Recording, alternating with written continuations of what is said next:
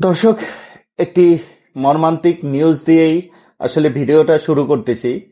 আপনারা অলরেডি বিভিন্ন নিউজ ফিডে কিন্তু দেখেছেন যে বাগেরহাটের রামপালে একই পরিবারের ১৩ জন নিহত হয়েছে এবং সেই ১৩ জনের মধ্যে কিন্তু নববধূ এবং বর ছিলেন, যারা বাসায় গিয়ে ইফতারি করবেন, কিন্তু তাদের সেই ইফতার আর করা হলো না।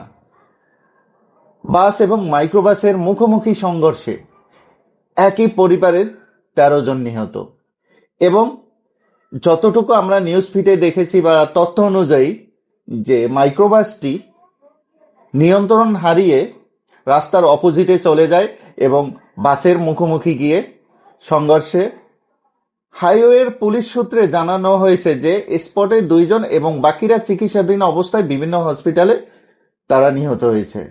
হে আল্লাহ, আপনি এই পরিবারকে এই শোক সইবার তৌফিক দান করুন, আমিন।